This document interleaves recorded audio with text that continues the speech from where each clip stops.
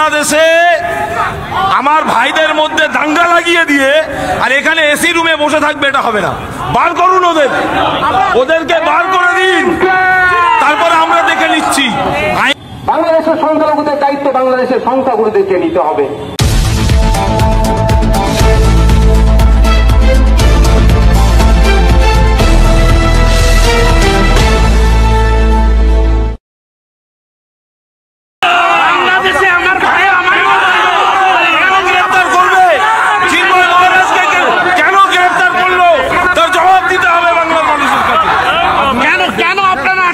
কেন আমাদের আটকাচ্ছেন? কেন 144 জনে যাওয়া যাবে না? ওদের নিরাপত্তা কিসের? ওদের নিরাপত্তা কিসের? ওদের কেন নিরাপত্তা দিচ্ছেন? আমার কাছে বাংলাদেশে আর আপনারা নিরাপত্তা দিচ্ছেন ওদের? হ্যাঁ, ওদের নিরাপত্তা দিচ্ছেন আপনারা 144 করে। 144 এর নোটিশও নেই। 144 এখানে সব সময় আছে। 144 করে ওদের নিরাপত্তা সময় আছে। 144 এর নোটিশ দিন। আপনাদের লিডারশিপের মধ্যে ওদের কিন্তু এখানে কেন আটকাবেন আপনারা? বাংলাদেশ হাই কমিশন বাঁচাচ্ছেন স্যার, বাংলাদেশ হাই কমিশনারকে কেন আপনারা?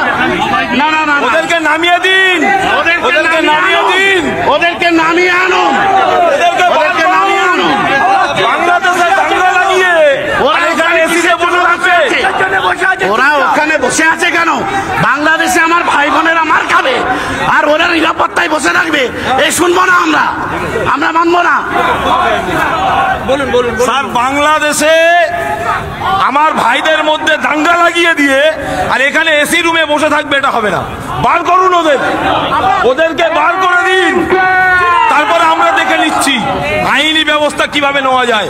কেন বাংলাদেশি ভাই বোনেরা অত্যাচারিত হবে আর আমরা এখানে আন্দোলন করতে হবে কেন?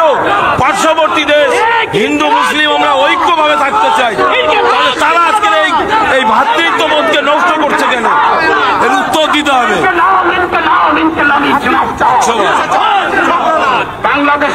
মোহাম্মদ ইউনূসরা যেভাবে এই জামাতের দালালি করছেন, সাম্প্রদায়িক সম্প্রীতি, ইউনূস সরকারের গভর্নমেন্টটাই হচ্ছে বেআইনি। অতএব এই বেআইনি গভর্নমেন্টকে এখনই সরানো উচিত। কেন আজকের ইউনূসের ক্ষমতা নেই, ইউনূস পারছে না রাজ্য চালাতে, দেশ চালাতে। কেন ইউনূস সরকার ফেল। সংখ্যালঘু হিন্দুদের উপর যেভাবে আক্রমণ হচ্ছে, এই আক্রমণ কোনো সভ্য দেশে দেখা যায় না। সারা বিশ্ব আজকে কেন প্রতিবাদে নামছে? আমাদের প্রতিবেশী রাষ্ট্র বাংলা, আমরা আমাদের মাতৃভাষা বাংলা, বাংলাদেশের মাতৃভাষা বাংলা, একটা তো টান তো আমাদের সকলের আছেই। তো বাংলাদেশে যেভাবে সংখ্যালঘু হিন্দুদের উপরে ক্রমশ কালো মেঘ খাবার বসাতে চলেছে, এই খাবার হাত থেকে সংখ্যালঘু হিন্দুদেরকে কিভাবে প্রোটেক্ট করবে বাংলাদেশ সেন্টেরিয়াম গভর্নমেন্ট, তার জন্য সেখানে আমরা আজকে কলকাতায় অবস্থিত ডেপুটি কমিশনারের আমরা অফিসে গিয়েছিলাম, ডেপুটি হাই কমিশনারের অফিসে গিয়েছিলাম। তো যাওয়াকে কেন্দ্র করে জানেন তো কি হয়েছে, সবই বলেছেন। আমরা যে অফিসিয়াল যারা ছিলেন তাদের সাথে কথা বলে বেশ কয়েকটা বিষয় আমরা আলোচনা করেছি। প্রথমত, ওখানকার সংখ্যালঘুদের উপরে যতটুকু খবর পাচ্ছি, যা পাচ্ছি, দমন-পীড়ন হচ্ছে, অন্যায় হচ্ছে, এটাকে বন্ধ করতে হবে।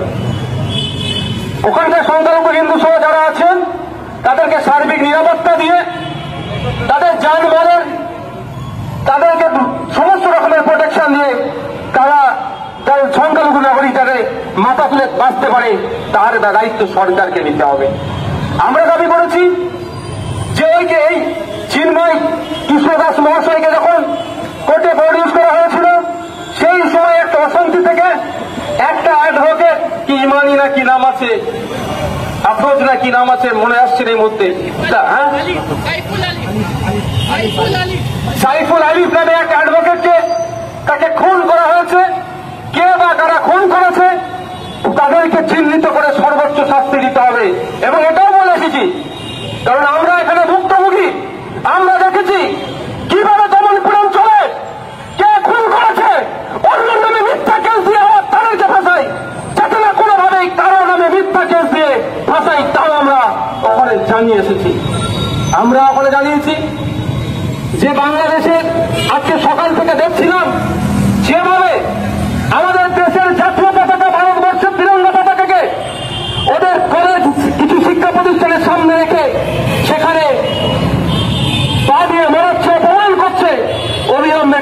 করতে হবে। এটা বলে এসেছি যে ভারতের মুখে আমাদের মাটিতে ওই দেশের পতাকা শান্তির সাথে উঠছে, আমরা কোনো ডিস্টার্ব করিনি। আমাদের পতাকার জন্য, এই পতাকার মানের জন্য, শানের জন্য ব্রিটিশদের পতাকাকে নামিয়ে আমাদের দেশের লাখো লাখো যুবক, ছাত্র যুব মিলে, মহিলা পুরুষ নির্বিশেষে জীবনকে উৎসর্গ করে এই পতাকার সম্মান বাড়িয়েছে, ব্রিটিশ পতাকাকে নামিয়ে আমাদের দেশের তিরঙ্গাকে তুলেছে। আমি বলে এসেছি ওখানকার দায়িত্বশীলদেরকে যে পারলে বাংলাদেশের ওই সমস্ত ছেলেগুলোকে আমাদের গান্ধী পরিণত ইতিহাসটা পড়ান, দেশের পতাকার প্রতি কিভাবে সম্মান প্রদর্শন করতে হয়, দেশের পতাকার মানের জন্য জীবন দিয়ে দিয়েছে, পতাকা কিন্তু মাটিতে ফেলতে দেয়নি, তার জীবনী পড়ার কথা বলে এসেছি। তো এটা যদি চলতে থাকে আমরা মেনে নেব না।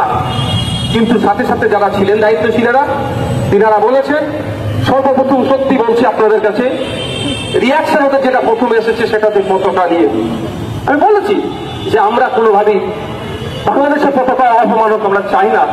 কারণ বাংলাদেশের পতাকায় যে সমস্ত রং দেওয়া আছে, ওখানকার মুক্তিযোদ্ধাদের স্মরণে তাদের আত্মত্যাগ, আত্মবলিদানের ফলে বাংলাদেশ 1971 সালে হানাদারদের হাত থেকে স্বাধীন হয়েছিল, সেই স্বাধীনতার ক্ষেত্রে যাদের অবদান ছিল তাদের স্মরণে সেটা তৈরি হয়েছে। এই পতাকাকে আমরা অপমান করতে পারি না কোনোভাবে, কিন্তু আমাদের পতাকা অপমান হবে চুপ করে আমরা বসে থাকতে পারি না। তিনি একটা দায়িত্ব নিয়েছেন। সংখ্যালঘুদেরকে প্রোটেক্ট কারা করবে? সংখ্যালঘুদের জান মাল সমস্ত ধরনের রক্ষার দায়িত্ব বাংলাদেশের সংখ্যালঘুদের দায়িত্ব বাংলাদেশের সংখ্যাগুরুদেরকে নিতে হবে, এই বলে এসেছি তাদেরকে আশ্বস্ত করেছেন। এবং যে সমস্ত কথা বলেছি তিনি কনভে করবেন ইন্টেরিয়াম গভর্নমেন্টের কাছে। আশা করছি বাংলাদেশের আকাশে যে কালো মেঘ চলেছে সেটা দূরীভূত হবে, বাংলাদেশ স্বাভাবিক হবে, বাংলাদেশের মানুষ ইন্ডিয়ায় আসবে, ইন্ডিয়ার মানুষ বাংলাদেশে যাবে। একে অপরের যে আমাদের এতদিনের কালচারালি যে সম্পর্ক, এখানকার কালচারাল টিম বাংলাদেশে যায়, বাংলাদেশের কালচারাল টিম ইন্ডিয়া আসে, একে অপরের প্রতি যে আমাদের মৈত্র আবার ফিরে আসবে এবং আমাদের যে বিজনেস ইন্ডিয়া বাংলাদেশের যে আছে সেটা আরো বেড়ে উঠবে।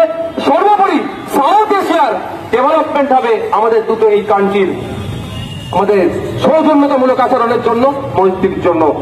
আমার ভিডিও ক্লিপটা দেখেন, আমি অনুরোধ করছি আপনাদের কাছে, কি সংখ্যালঘু কি সংখ্যাগুরু, যে আমাদের প্রতিবেশী দেশ, আর আমরা ভাষাগত দিক থেকে আবার আমাদের মিল আছে এবং কালচারালি মিল আছে। আপনাদের কাছে অনুরোধ এটাই, সংখ্যাগুরুদের কাছে আমি বিশেষ করে অনুরোধ রাখবো, সংখ্যাগুরুদেরকে দায়িত্ব নিতে হবে সংখ্যালঘুদেরকে প্রোটেক্ট করার, সংখ্যাগুরুদেরকে আগলাতে হবে, সংখ্যালঘুদেরকে বুকে টেনে নিয়ে তাদের যাতে নিরাপত্তার সাথে শান্তির সাথে তারা জীবনযাপন করতে পারে সেই দায়িত্বটাও সংখ্যাগুরুদেরকে তুলে নিতে হবে।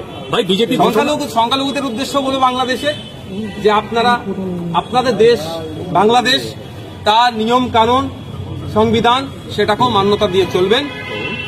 বিজেপি শুভেন্দু অধিকারী ঘোষণা দিয়েছে যে রবিবারের মধ্যে যদি তাকে নিঃশর্ত মুক্তি দাবি না করা হয় তাহলে পেট্রাপোল বন্ধ হবে সোমবার। আপনার এরকম কোন কর্মসূচি? না, দেখুন ওই ধরনের কর্মসূচি আমি নিতে পারি না, কারণ দেশের প্রধানমন্ত্রী বা আমাদের দল দেশ চালাচ্ছে না। শুভেন্দু অধিকারী মহাশয় কিভাবে বলছেন না বলছেন বলতে পারবো না, হয়তো তিনি আবেগে বলছেন। আর আজকে মনে হয় ভারত সরকার এই ধরনের কোন বিবৃতিও জারি করেছেন যে আমরা বাণিজ্য বন্ধ করব কি করব না, কারণ এটা অস্বীকার করার কোনো জায়গা নয়। আমাদের দেশের অর্থনীতির একটা অংশ হলেও বাংলাদেশে আমরা বাণিজ্য মানে আমাদের এক্সপোর্ট করে আমরা সেখান থেকে অর্থ আমাদের রেভিনিউ আসে। তো আমাদের শুভেন্দু অধিকারী মহাশয়কে বলবো এটাই যে এই বার্তাটা উনি মিডিয়ার সামনে না দিয়ে উনি ভারত সরকারকে জানাক, ভারত সরকারের পক্ষ থেকে এক্সটার্নাল অ্যাফেয়ার্স মিনিস্টার বলুন বা ফরেন মিনিস্টার বলুন, তার মাধ্যমে এই বার্তা পৌঁছাক যে বাংলাদেশের প্রত্যেকটা নাগরিক, কাজ করে সংখ্যালঘু হিন্দু বা আরো যারা আছেন তারা যাতে তাদের নিরাপত্তার সহিত থাকতে পারে এবং বিনা দোষে কাউকে না এই ধরনের দমনপীড়ন করে, তার বার্তা এবং কঠিনভাবে পাঠানো দরকার। আপনার কি মনে হয় ভারত সরকার কোনো পদক্ষেপ নিচ্ছে না? একটু সফট কর্নার আছে না, দেখতে পাচ্ছি না তো। আমাদের দেশে সরকারের এক মানে মোদিজির এক ফোনে শুনেছি, মোদিজির যারা ভক্ত যারা আছেন তারা বলেন এক ফোনে রাশিয়া আর ইউক্রেনের যুদ্ধ যদি বন্ধ করে দিতে পারে তাহলে বা আমাদের প্রতিবেশী রাষ্ট্রকে ফোন করে বা মেল করে বা মেসেজ পাঠিয়ে কেন এই হিংসা বন্ধ করতে পারছেন না?